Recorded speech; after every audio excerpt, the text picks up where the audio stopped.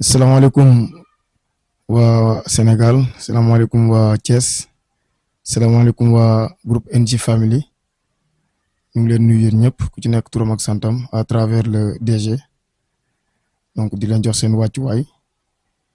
may nuyu aussi waa mouvement pour la citoyenneté élémentaire du Sénégal muy waa MOSES. di nuyu waa commune Thiès Est bi ñu dëkk di nuyu aussi quartier Darou Salam bi nga xam ni fi laa dëkk. mooy nuyu aussi la responsable des femmes bi nga xam ne tey fa la defee entretien bi muy madame Ndiku Diallo merci.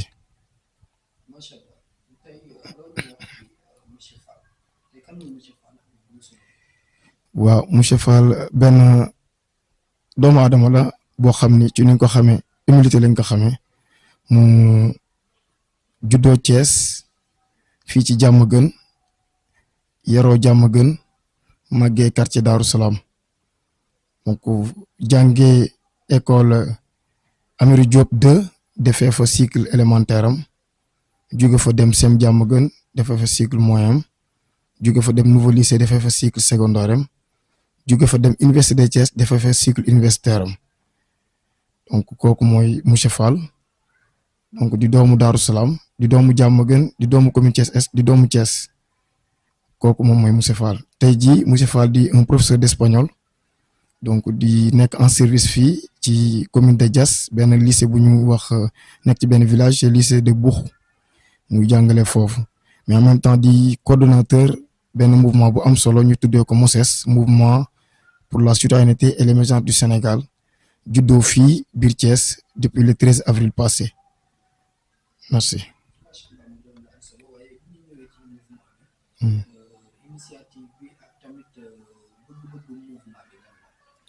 waaw mouvement bi lu ko soxal lu ko njëkk a jug d'abord mooy dañu bokk ci benn dëkk gis ni li nga xam ne moo ñu njëkk a war mooy dañu war a consolider les acquis démocratiques d'abord dès l'instant que ñu lutter pour am pays boo xam ne dañuy consolider les acquis yu ñu am démocratiquement parlant alors bu ñu fa jugee ñu jéem a tendre ñun ñëpp vers l'émergence donc loolu moo indi tour bi te émergence boobu ñu koy am à travers une citoyenneté boo xam ni c'est avéré c'est manifeste loolu moo ko tënkee mooy indi mouvement pour la citoyenneté et l'émergence du Sénégal d'abord on va consolider les acquis démocratiques nga xam ne moom lañ fi am au-delà de ça maintenant nous allons nous acheminer vers une émergence de notre pays à travers une citoyenneté boo xam ni c'est avéré ñu mën ko conserver di ko dundee au service de la communauté donc loolu en quelque sorte moom mooy tënk mouvement bi. loolu mooy sunu idéologie. macha allah mu doon lu am solo waaye ñu gis des jeunes engagés et déterminés ànd ak yow ci liggéey bu am solo bi nan nga convaincre gars yi ba tey ñu mën a topp ci sa gannaaw wala topp ci mouvement bi ngir jëmmal li nga xam ne moom ngeen mbébét ci li nga xam ne mooy mouvement. macha allah question bu am na solo xam nga àdduna dañuy faral di wax naan montre yu baax yi ñooy bokk heure vous savez. dafa am benn adage buy wax ni il faut donner temps au temps tey jii ñi ma yàlla dimbalee ma bokkoo ñoom mouvement bi ku ci nekk dama am jaar-jaar bu mu am ak yow ñii benn compagnonnage boo xam ne ëpp na 10 ans ñu ànd ko jug ak daanu on a vécu des moments de haut comme des moments de bas ñeneen ñi mu nekk des camarades de promotion yoo xam ni dama bokkoon ak ñoom lycée ñu bokkoon ñoom SEM ñu université mu bokkoon ñoom chambre. ñi école normale ba ma nekkee formation laa xamante ak ñoom puisque j'ai intégré la politique à bas âge très tôt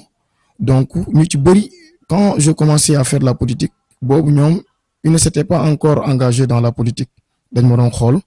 bon peut-être sama comportement neexoon na leen peut-être sama manière de faire neexoon na leen moo tax j'ai pas eu de problème quand l'idée nous est venue pour qu'on crée le mouvement waxtaan ak ñoom alors ils nous ont rejoints ñeneen ñi. Comme le responsable des cadres ak ñeneen dama am chance bokk ñoom bërëbu liggéeyukaay donc bàyyiwuma ci sax xel année yi di dem peut-être ñoom tamit ñi ngi observer gis ni peut-être sama comportement neex na leen moo tax je n'ai pas en tout cas eu de difficulté quand il s'agissait de les appeler de parler avec eux les convaincre allant dans le sens de créer un mouvement et d'œuvrer ensemble pour le bien de la communauté comme ni ma ko waxee sànq moo tax aujourd'hui mouvement bi macha allah li crème mouvement bi ossature mouvement bi colonne vertébrale mouvement bi ce n'est que des jeunes yoo xam ni ñoom ñëpp ku ci nekk tu es utile à ta communauté donc moo tax vraiment suñu orientation mouvement jafewul woon toog ànd du jafe bokkandoo ay xalaat di tegandoo di teggeendoo du jafe donc loolu tey moom chance boobu laa am ku ci nekk rek am na fu ma jaar ak yow moo tax vraiment au-delà même les relations que nous avons entretenues c'est même au-delà vraiment de la politique ñu ci bëri tey li ñuy dund di ko bokk du darey politique moo tax vraiment on a cette chance là nous en rendons grâce à Dieu vraiment loolu moom mooy suñu particularité donc le mouvement c'est plus qu'un mouvement politique c'est une famille donc c'est la chance là vraiment que j'ai. c'est comme si dund na ay at te fekk na ay weer rek mën na taxaw macha allah nan ngeen ci suudee woon noonu ba am ci macha allah tolluwaay bi. waaw xam nga d'ailleurs dañu am ay parcours bu njëkk bi mooy mouvement bi yàggut a judd xale la mais ci sunu présence ci le terrain politique lu yàgg la puisque ñii ñu ngi dem ak ay depuis 10 ans ñu ngi ci terrain politique bi. ku ci mel ni comme man depuis plus de 15 ans yaa ngi nekk ci terrain politique bi ñii ils n'ont jamais fait la politique mais ils étaient dans des mouvements associatifs depuis des années durant léegi maintenant loolu dafa dem ba nga xam ne bis bañ créé mouvement bi le mouvement est jeune du point de vue âge mais du point de vue expérience du point de vue vécu politique du point de vue présence sur le terrain politique vraiment c'est des gens yoo xam c'est des jeunes chevronnés en la matière qui s'y connaissent bien. loolu moo tax tey mouvement bi ba mu juddoo nous n'avons pas eu de difficulté pour vraiment dresser un chemin à suivre dégager des stratégies réelles et adaptées par rapport aux besoins de la société vraiment pour mën a aussi di def comme li ma wax rek pas bu ñuy teg rek day nekk loo xam day amal njëriñ après askan bi c'est pourquoi le mouvement en 11 mois a eu vraiment à faire pas mal de choses avec un bilan reluisant. donc lu koy indi mooy vraiment le parcours bi ma xam ne maa ngi koy wax léegi nii ñun ñëpp ku ci nekk amoon nekkoon nga ci ay kër politique jàng fa taataan fa jëlee fa lu bëri boole kaak li nga jàngal sa bopp ñu def ko au profit du mouvement vraiment loolu moom moo indi tey succès bi en 11 mois.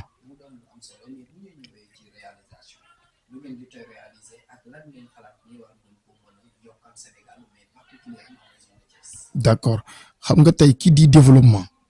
pour un pays jeune comme le Sénégal, tu dois d'abord passer par l'éducation. Ce que nous avons compris très tôt. C'est pourquoi lorsqu'on a eu à créer le mouvement en avril, la première étape qu'il fallait en tout cas faire, le premier pas qu'il fallait poser, moi d'abord, comment faire pour rehausser le niveau des élèves. Puisque tout passe par les jeunes, tout passe par les élèves. Les élèves sont appelés à devenir demain de futurs ingénieurs, de futurs médecins, de futurs enseignants, de futurs technocrates, etc., j'en passe. Donc ñooñu bu fekkee tey base bi dafa dëgër dafa solide dinañ am xam-xam bu doy boo xam ne ëllëg Sénégal du soxla tey lu mu soxla rek ñu dem jëli ay experts ci yeneen dëkk fay leen xaalis bu bëri pour ñu ñëw développer suñu dëkk. Ce que nous avons compris c'est pourquoi puisque comme je l'ai dit tout à l'heure à l'entame de mes propos bañ créer mouvement bi dañ ko créer ci ñi jóge ci ay mouvement associatif man je me rappelle bien association bi ma nekkoon nous avons eu à commencer à dispenser des cours de renforcement pendant les vacances gratuitement en 2012 boobu moo nekkoon première édition bi moo tax premier pas mouvement bi mooy vacances yi passé bañ ko créer en avril jàngalekat yi comme ñoo ci ëpp bon ba ñu ñëwee 15 jours kese la ñu noppalu moo tax maa ngi ciy profité di leen jaajëfal di leen masawu coono parce que yombul nga def 9 mois dans les classes tëj ñëw noppalu sa kër 31 juillet l'école di tëj le 15 août commencé nañ cours de vacances yi ñu def ko ba le 29 septembre 15 août ba 29 septembre lañ nekk ci classe fii école primaire Darou Salam tous les jours du lundi au vendredi de 9h à 13h du CI à la terminale puisque li ma wax rek ñii dañoo nekk ci élémentaire bi ñi nekk ci moyen bi ñi nekk ci secondaire bi moo tax ressources humaines bi waroon mën a intervenir ci cours yi mënul woon nekk problème alors foofu la njëkkee te loolu lu njëkk la woon bu njëkk ñu koy def à travers des mouvements associatifs mais mouvement bi dafa ñëw jëmmal loolu ñu jige fa xam ni xale yi gannaaw ba nga leen joxee xam-xam le matin il faut les suivre et les encadrer il ne faut pas les laisser vraiment ñuy nekk ci koñ yi di déambuler le soir duñ am benn objectif duñ am benn but précis duñ am benn destination précise il fallait les encadrer il fallait les regrouper à travers le sport bien entendu moo tax ñu ni li ñu njëkk a def mooy on va essayer de faire quelque chose pour le sport puisque xale yi ñu ci bëri ils sont dans les mouvements navétanes pendant les vacances on va aller les voir maintenant ñoom ñu may ma ñoom waa mouvement bi ci seen mbaax même les privilèges ñi ma on va commencer à appuyer les ASC mais on commence par l'ASC Darou Salam ñu jël enveloppe bu takku quand on a eu écho qu'ils avaient des problèmes pour démarrer pour am vraiment li nga xam ni mooy les besoins primaires ñu fekk leen ca centre de course vraiment indi benn enveloppe bu am solo jox leen pour ñu mën ci jënd ay bal ay loisirs et cetera alors foofu la ñu mu nekk suñu deuxième intervention mais qui dit éducation du sport ne doit pas vraiment passer sous silence la santé alors ñuy commencer puisque côté santé leen rek nga mën a indee say intervention mooy danay fekk école ba xam na ni vous êtes des jeunes yàlla dugal na ñu ci bëri ñu ngi góorgóorlu am lu ñu suturaw donc war nañ mën a am un problème boo xam ni c'est un problème sanitaire exposé leen ko ngeen def ko ci sutura kenn du yëg foofu aussi le mouvement a eu à maintes reprises à intervenir dans ce sens ñu commencé jël suñu enveloppe dajale suñuy junni 10 000 1000 francs téeméer ku am rek loo waay andi enveloppe bu takk ñu jël ko kii ñëwoon ñaan suñu ndimbal ñu jox la ko ci suuf mais tamit yamuñu foofu parce que dañu xam ni gannaaw tey ba nga jàngalee xale yi ba pare école di tijji on a vu que à l'occasion de chaque ouverture de classe dañuy désinfecter les écoles nous on a compris très tôt qu'il fallait assainir l'espace scolaire alors ñun saa yu ñu pare dañuy dem ci école yi nettoyer école yi on a eu à faire ça pour l'école de Darou Salam 1 l'école de Darou Salam 2 Darou Salam 1 bi ñun kese la Darou Salam 2 dañ fa fekk l'ASC ak le nouveau chef de quartier qui venait d'être installé ñu fekk leen fa indi ci suñu participation bàyyi ñu jàkka yi en tout cas tout ce qui touche la citoyenneté mouvement bi da ci am taxawaay donc mouvement bi mi ngi woon ci yooyu def ci ay jéego yu am solo alors toujours tey ñuy continuer ci dynamique boobu di continuer les encadrements à distance élèves yi nga xam ñoom lañu yàlla booleel ku ci am ay inquiétudes ci année scolaire tu peux nous saisir à n'importe quel moment ñu xool comment faire pour t'aider donc mouvement bi ci yooyu la nekk di nekk suñu kanam nag mooy que ni le mouvement am na yeneen loo xam ne fête Pâques bii di ñëw incha allah nga xam si dañu war a am 1 an on aura une rencontre boo xam ne c'est la première rencontre nationale puisque le mouvement est bien structuré ceux qui sont dans les autres régions viendront assister à la rencontre ceux qui sont à Thiès notamment y prendront part léegi nag ça sera une occasion à travers laquelle fi ñu bëgg a yóbbuwaat mouvement bi puisque nous avons pas mal de projets yi ñu war a def avant vacances yi pendant les vacances moom xam na li ñu baaxoo mooy dañuy mayewaat ay cours de vacances comme d'habitude moo tax mouvement bi ci loolu la jëm puisque Thiès dañ ko war a dimbali ku bëgg a dimbali Thiès nag da ngay jàpp ci éducation bi jàpp ci santé bi nga xam dafa sooxe mais jàpp aussi ci sport bi parce que léegi feebar yi bëri na te on a comme on dit rek un esprit sain dans un corps sain donc les élèves doivent apprendre les étudiants doivent apprendre mais on doit pratiquer constamment de manière permanente le sport pour assainir tout simplement le corps pour essayer vraiment d'avoir l'esprit sain un esprit ouvert mën a assimiler li ñuy jàng mu nekkaat encore une fois njariñu dëkk bi donc mouvement bi perspective yi ñu ngi foofu noonu donc ñu ngi ci ay waxtaan yu sew yoo xam peut-être mënaguma ko wax fii mais l'occasion nous sera donnée dinañ ci wax incha allah. macha allah am na solo daanaka dañuy ñëw ci li nga xam ni moom parrainage yi nga xam ni pour Ejifam bi defal na ko mu nekk moom du Korité mu yem bokk le 22 mars 2025 la région de Thiès d'abord lu jiitu en tant que jeune ñu jël cër bu ñu ñëw tabaarkalla jagleel la ko mbégte mi fan la toll ci satisfaction bi foo ko natt rek weesu na ko puisque on n'aime pas vraiment qu'on fasse des éloges à notre égard mais parfois dafay baax bu ñu nekkee ay jeunes nga mënoon ñëw tey toog liggéey ba wàcc toog sa kër jël sa dërëm ak ñaar dërëm lekk ko yàgg sa famille doo faale kenn vraiment nga xañ sa bopp nga serré ceinture bi nga tordre sa main li ngay am ak yi nga am ñi nga bokkal mouvement bi ngeen di cotiser loo leen am di xalaat askan bi fii de am na ku fi feebar école bi de sooxe na vraiment fii de war nañ fi def dara école bi war nañ fi def dara ñii de war nañ def ci sport bi dara donc loolu ku koy def nekk ci de façon constante depuis des années durant tey boo xëyee am lu mel ni day wane ni société bi am nañu tokkoon ci ruq bi di bàyyi xel li ngeen di def li nga xam ni c'est au service de la communauté moo tax am nañ ci vraiment une satisfaction à travers vraiment NJ Family le groupe ñu leen di jaajëfal bu baax di leen wax ne nag vraiment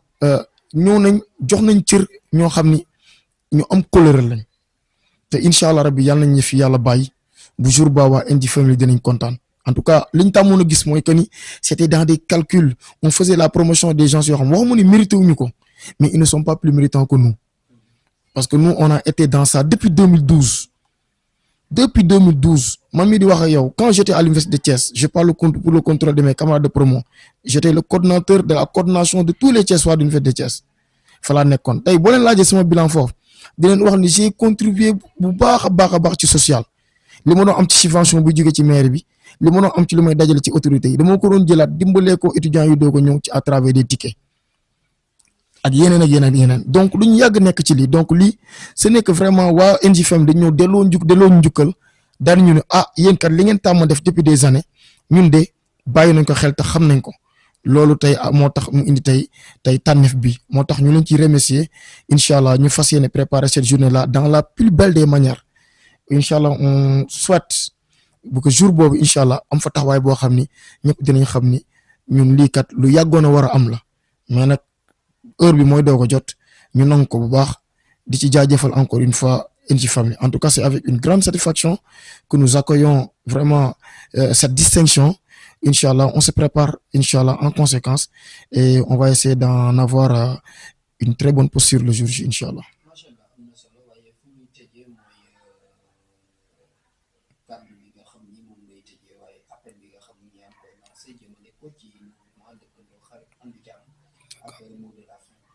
Machallah, man li may wax rek mooy que ni tout jeune yoo xam da nga bokk ak ñun génération da nga war a xam ni dans la vie il faut se rendre utile ce séjour terrestre dafa ndaw benn temps bu ndaw la bul am mukk ba naagu lu la yàlla munti may xam ni da nga ko war a partager ak la communauté. La vie n'a pas de sens. La vie a un sens que si et seulement si dans le temps qui t'est imparti par le Seigneur, ce que le Dieu te donne,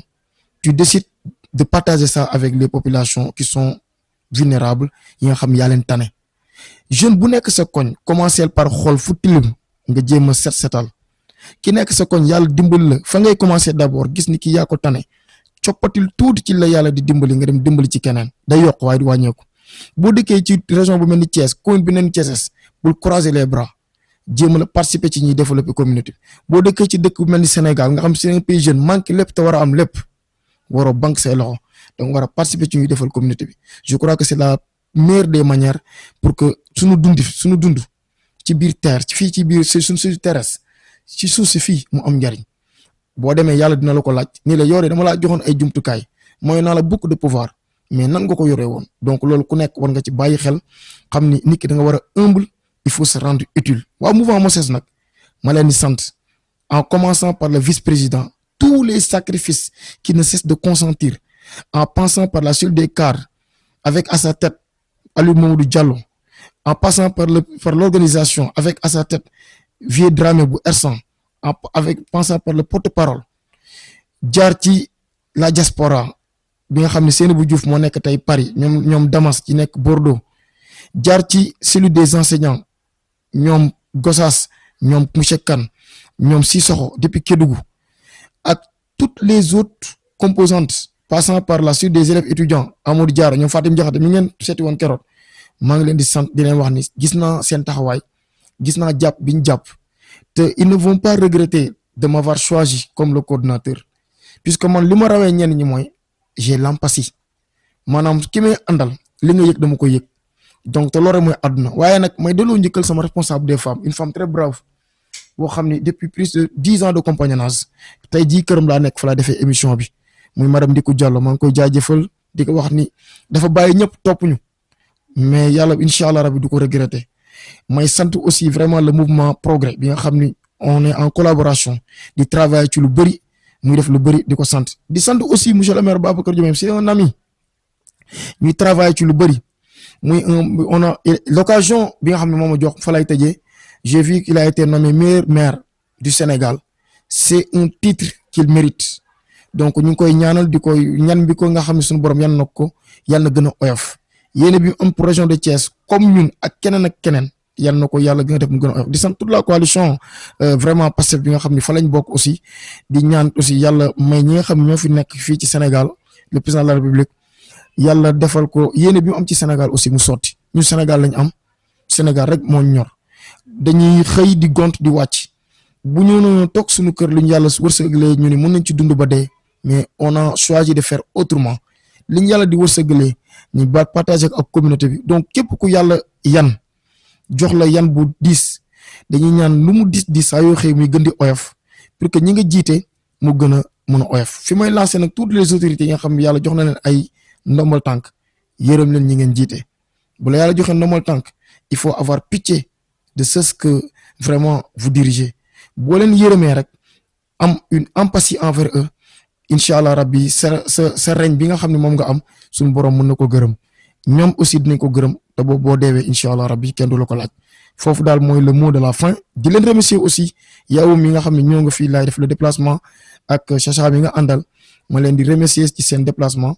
di jaajëfal aussi à travers groupe NJ Family ma jaar ci le directeur muy NJ un ami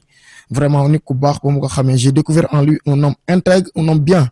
ma ci profité aussi di ko remercier di remercier toute la population de Darou Salam d'abord bi ma dëkk la commune de Thiès Est bi nga xam ne aussi fi la dëkk ak toute la région de Thiès mooy terminer aussi ci tout le peuple sénégalais yal na yàlla may jàmm may ko Sénégal nekk dëkk bu naat dëkku naataange ba képp ku jaaxle ci bitim réew boo ñëwee fii sa jaaxle jeex mooy sant ñëpp di gërëm ñëpp asalaamaaleykum